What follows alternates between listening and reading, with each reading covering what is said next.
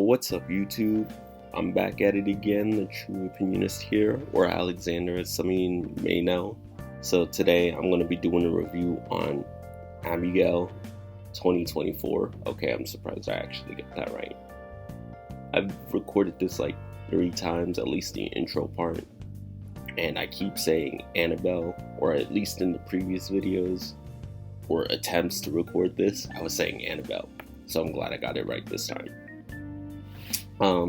But yeah, I'm here to review Abagail 2024. I also have some notes for this because I don't want this to be as scatterbrained as some of my reviews or videos are. I wanted to try and see what it would be like with pointers and ideas to bounce off of.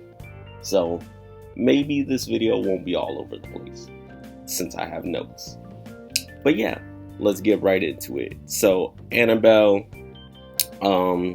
is done by Radio Silence, the people that made Scream 5 and 6, and Melissa Barrera, who was also a part of Scream 5 and 6, is on board in this movie. And the reason why I went to go see this movie is specifically because of Radio Silence and Melissa Barrera being a part of this project. I really liked what Radio Silence did in Scream 5 and 6, and I was curious to see what they could do outside of the Scream series.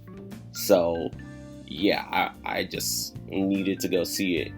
Melissa Barrera, I didn't really become a fan of until Scream 6. Scream 5, I thought she was okay, and then Scream 6 is where she really turned things around, and now I'm rooting for her. Like, she's a good actor in my opinion, and yeah, she continues to not disappoint me. This movie, she was one of the stars, like one of my favorite things about this movie. And this cast is strutted with big names. Well, not everybody's a big name. Like, we got Giancarlo Esposito in this, although he could have been in the movie more. I'll get onto that a little bit later. But they got people like Giancarlo Esposito, Dan Stevens, and yeah, they got the whole cast is Alicia Wire. Sorry if I'm butchering her name. Melissa Barrera, Dan Stevens, Angus Cloud from the Euphoria show, Catherine Newton. I've only seen her in 3 movies. It was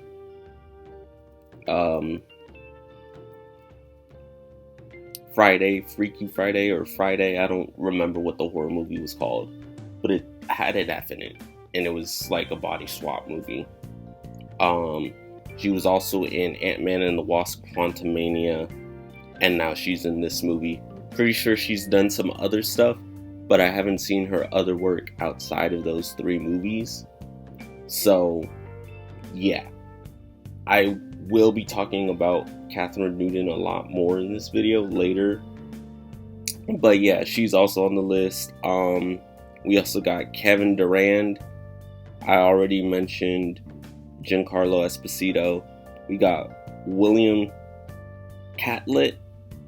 And then, yeah, that's a pretty good cast. I know all of these actors. Some of them I remember vaguely, and a lot of them I know from other things.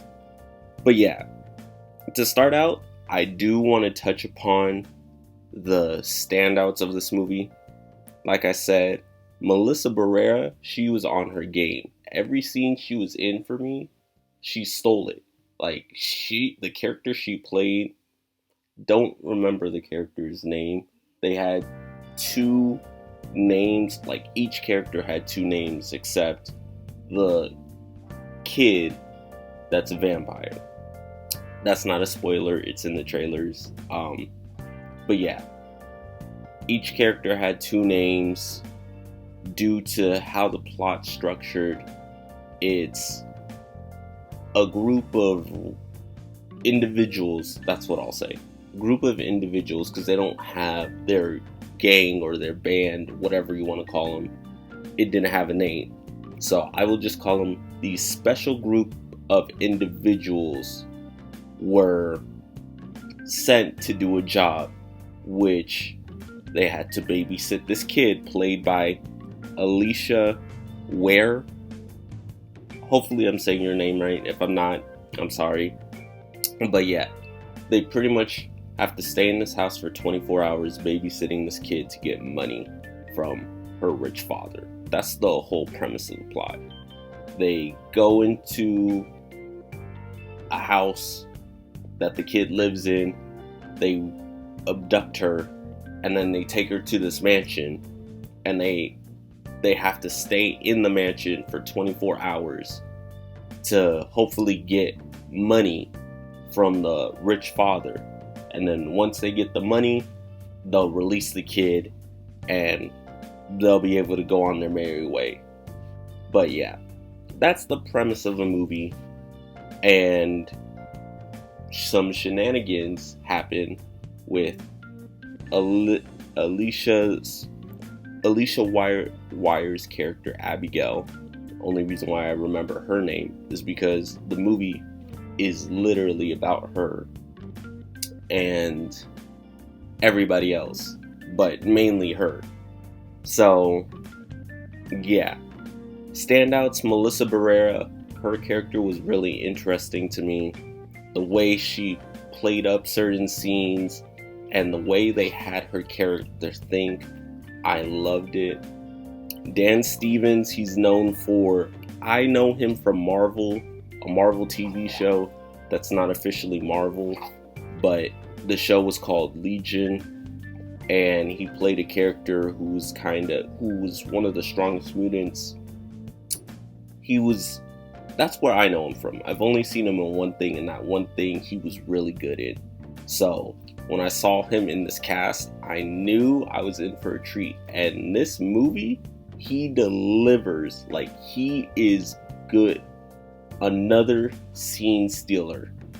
You know, I thought Melissa Barrera was going to be the only scene stealer, but no, he came out with his A game, and I really enjoyed his performance. It was, at times, it was over the top. Give me a second, I have to let my dog out. It was over the top. His character was more of a serious character, and he played all the serious parts really well. He has not lost it, and I absolutely adore that. Another actor I thought was a standout was Alyssa Wire. You know, she was a child actor or a teen actor. I don't know how old she is in real life, but she's a child pretty much. And at least to my knowledge, I'll have to put her age somewhere in this video later. But I was actually really impressed because, you know, kid actors don't always do a good job. And I wasn't expecting really much from her. I'd never seen her in anything else but this movie, and she impressed me. There was a specific scene towards the end of the movie where it was the whole cast, or almost the whole cast, and they were revealing some things, you know, that horror movies do. They always got some type of plot twist or something hidden that they want you to find out later. And that scene that she was doing, she absolutely delivered. I did not think she would be able to keep up with people like Melissa Barrera or Dan Stevens, but she held her own for a kid actor. I was really impressed with her performance, and I honestly want to see her in more stuff. I hope this kid goes places because she was amazing. And yeah, good overall. I'd say the casting is perfect. At least the three standouts for the roles they were given in this movie, they were perfectly cast in my opinion. And I have to hand it to Radio Silence. They knew what they were doing. They were cooking. Another thing, since I'm talking about a select few of actors, I should probably talk about the actors that some of them I do like, but, and this is a big but they weren't good. To me, they weren't good, or they were underutilized. Such as Giancarlo Esposito. He was in the movie for like 5 minutes, maybe 10 max. And he is a really talented actor, in my opinion, one of the best actors of this generation. So to see him have such a small role in this movie made me sad, because I love him. I love his work. And like I said, he's a really good actor. His whole purpose, you see him in the trailers, he's just like, yeah, you have to watch this kid for 24 hours. And then you don't see him again. Really. You see him one more time. But for the most part, it's what you get in the trailers and a little bit more, but I can't go into details on that a little bit more. Still, like I said, he has like 5 to 10 minutes of screen time in this movie. And I feel like he is so wasted. Another actor.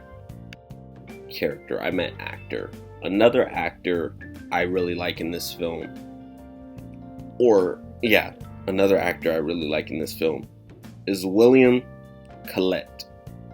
I know him off of, the only thing I've seen him in was Black Lightning, which was a DC CW TV show, and he really impressed me in that show. From there on, I think he's a good actor. I haven't seen him in anything else besides Black Lightning and this one movie, but I feel like he was also very underutilized. Like, I think most of the actors were underutilized, and he was no exception. It made me sad with how little screen time he had.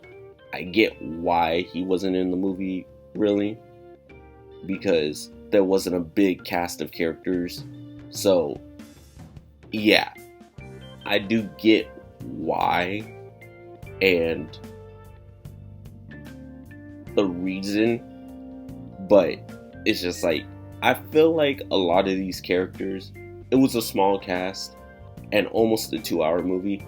I feel like a lot of these characters and a lot of this cast should have got more to do, at least a little bit more, and a little bit more screen time than what they got.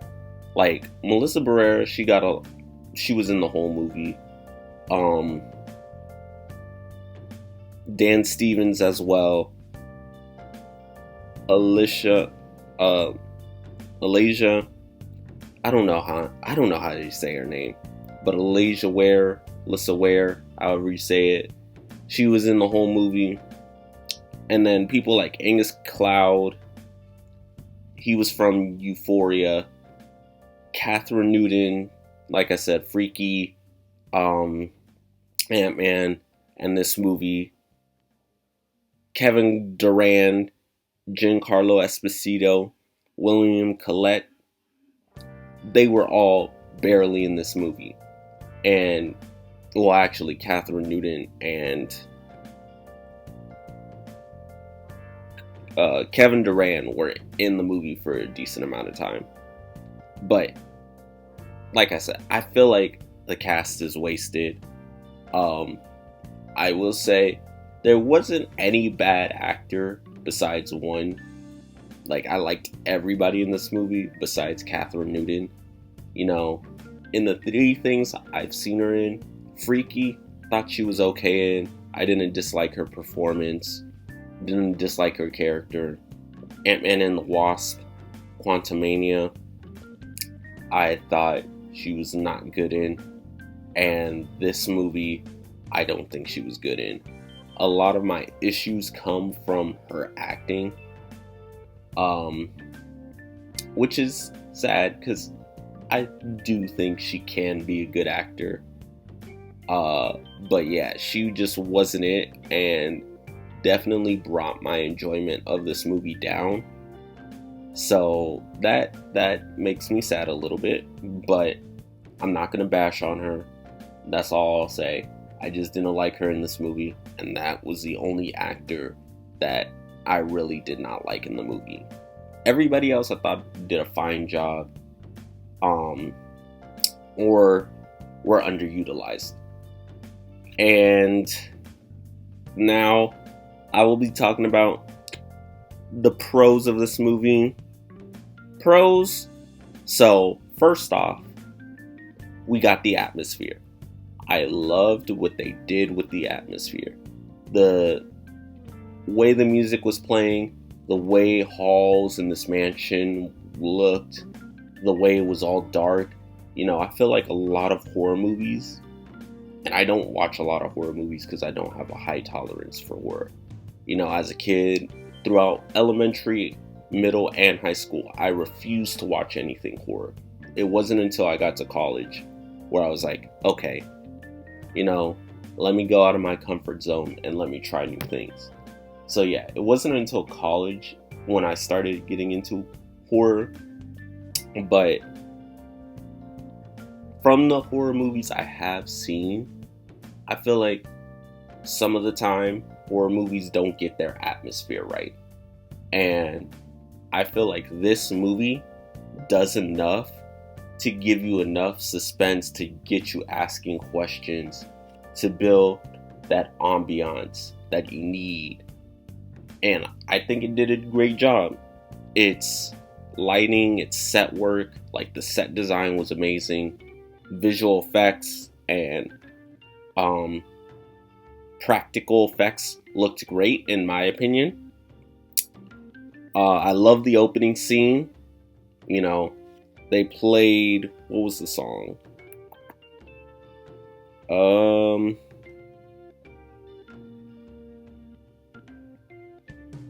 trying to think of what the song was called. Oh, Black Swan. That's the song they used. That was like the movie's main motif or like theme. I like how they used Black Swan. I like the opening sequence of like our introduction to Annabelle. I said Annabelle. Abagail. I liked how we saw the cast early on, like who's in the movie, the way they did it. It was a nice little opening sequence, and then Black Swan. Pretty sure it was Black Swan. Do I not have it in my notes? Oh, I'm stupid. Swan Lake. I said Black Swan. Swan Lake. I like the way they use that song. I'm a sucker for classical music, so when you use it, and you use it in a good way, then you will make me happy. Like, one of my favorite video games right now, it's called Honkai Star Rail. And one of the characters in that game is called Kafka.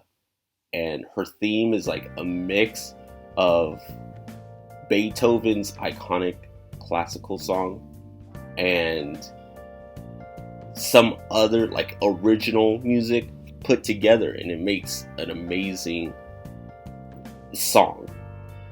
But yeah, I'm a sucker for classical music. If you use it right, then I think you have something great on your hands. And they used it right here. Like, they used Swan Lake right. And I absolutely love that. They had a good score. Like I said, the set design was amazing. What else? Character interactions. So, honestly, I thought the cast had great chemistry, and there were a lot of great moments between the cast. You know, there was like a scene where everybody's questioning each other, and the way they do it, the cast was so good that they really brought something to the table. And, you know, I know a lot of movies do this cliche and everything. So yeah, that the character interactions were one of the highlights, and honestly my favorite part about this movie. The way the characters thought and how they handled certain situations was interesting. But yeah, I think that's all of my all my pros. Also, the conflict was interesting for a bit. There's there's pros and cons with the conflict of this movie. I think the beginning and the middle, the conflict was handled well, but towards the end, it fell apart. But I think towards the end, this movie really did fall apart. I get what they were going for, but it didn't work towards the end. That's what I'm trying to say. You know, this movie it's supposed to be a comedy, but it's also supposed to be a horror movie. So it's a comedic horror film with meta jokes, meta humor jokes. They reference Twilight or True Blood. So yeah, there are some meta references in this film. But yeah, this is a comedy horror film. So it's not really... Where am I going with this? I think I was trying to say it's not scary, for one. But yeah, overall, the conflict was interesting, the beginning and the middle. But because of what this movie is, since it is a comedy horror film, I feel like towards the end, they went too over the top and they messed up the conflict. They tried to make the conflict too over the top. And that was the problem. The bad of this film, one, repetitiveness. So this movie does a certain thing where they'll have characters go look for something, and then they'll have them go look for it again and 20 minutes later. You know, things like that. Those are that's small. There are some bigger repetitive things they do with the plot. But yeah, the plot gets very repetitive at times. Some of the things they have the characters do can be very repetitive. And I think that's one of this movie's biggest issues. I feel like you'll get tired eventually. Oh, also, I guess this is still a scattered brain review. But one other thing, they didn't kill off the black person first. I give the movie props for that. I give the movie major props. It irritates my soul. I get it's a horror movie trope, and that's just something that's been there for decades. But I hate when every single movie does it. You know, you don't always have to kill off the black person first, and I appreciate this movie for not killing off the black person first. That was another pro. But back to what I was saying, yeah. This movie can be very repetitive, and I feel like because of its repetitiveness, it can make some of the audience get bored or roll their eyes because of how repetitive it is. My second complaint, I've said this earlier in the video, I don't have a high tolerance for horror. I get scared very easily. But, you know, when I think of a horror movie, I think of scariness. Like when if I want to watch a horror movie, there's a part of me that wants to be scared. And I didn't get that with this movie. And I know the reason I didn't get scared. It is a comedy / horror film. So I guess That's why it was not scary. Probably the comedy aspect, which was a letdown for me.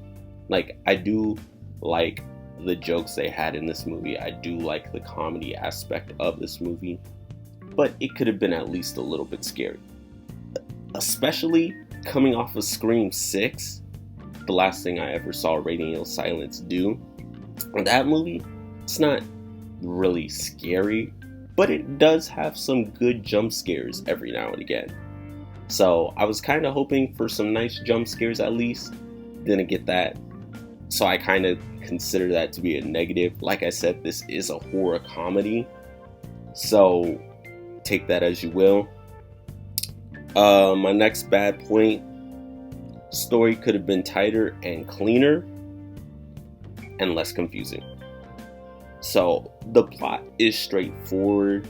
It is easy to understand. I'm just dumb. One thing though is there are some aspects of the plot where it's just so goofy and over the top that it's just like the plot goes out the window. You know, like I said, I'm just dumb. So the beginning sequence of like the whole band abducting the kid, I didn't understand why they were doing it. Although, you know, I feel like it's pretty obvious if you're abducting a kid from a house, it's probably because you want money, like the movie implies. But, you know, I don't watch too many stuff where kids get abducted, so I didn't really put two and two together that they wanted money from that until they explained it. That's just an example of things could have been a lot less complicated. Like, I was confused during that scene. But again, like I said, I'm just dumb. Another thing that hurts this movie with this plot is the third act. The third act really just falls apart. You know, they go for a less grounded tone after the second act. And although there is a vampire involved in the whole movie, so is it really grounded? Nevertheless, once it gets to the third act, the plot goes out the window. It's so over the top and zany and goofy that it's like, it isn't really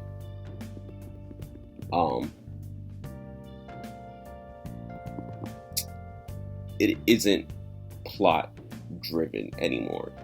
At a certain point, they do so much that it feels like a Fast and Furious movie. And I don't think that's a good thing. I also feel like it takes away from the movie. But yeah, they could have tightened the plot a lot better and made it more comprehensible. But I digress. I had fun with it. I already touched upon it being predictable. I also feel like this movie had a very weird ending. I didn't come out not satisfied, but the way it ended just put a weird taste in my mouth. I can't really go into detail, but let's just say one character survives, but they almost die, and yeah, I don't know how to explain that weird ending. Let's just say I wasn't really satisfied. Like I said, the third act really does fall apart. So because of it falling apart on itself, that ending wasn't as satisfying as it could be. And the things I was hoping for in my head didn't happen. So maybe that's another reason why it ended weird for me. But I mean, you know, it is what it is. I already touched upon the wasted actors and the wish for having more screen time. And then, like I said, conflict was exaggerated at the end of the movie. But yeah, that's my review of Abagail. Honestly, for the most part, I enjoyed it. Do I think it's a good movie? Mm, that's what I'm still asking myself. When I was on my way home, or when I got out of the theaters of watching that movie, I've just been asking myself that. Was it a good movie? I was entertained. But I know not everybody will be entertained. Some people look at movies critically. And honestly, if I really had to judge it, I would say it's not a great horror movie. If you are looking for something fun and you want to turn your brain off, then I'd say I recommend this movie. But if you're looking for a more serious toned horror movie that is exceptionally well, this is probably not the movie. I'd rate this movie a 7 out of 10. Thank you guys for watching this video, and I'll see you all in the next one. I have 2 other reviews coming out. One on Zendaya's new movie Challengers, and then another one on Knuckles the TV show. Might do some episodes, like breakdowns on my favorite episodes or a ranking of episodes, we'll see. And then I have some manga content on the way. So yeah, stay tuned for those videos. My Challengers and Knuckles video should come out the same day this video comes out, and if they don't, they'll come out within the following days of this video. But thank you all for watching. Like, comment, subscribe. Tell me if you've seen this movie, if you liked it. Comment down below if you didn't like it. Let me know. But yeah, I appreciate you guys watching this video, and I'll see you all in the next one. Peace.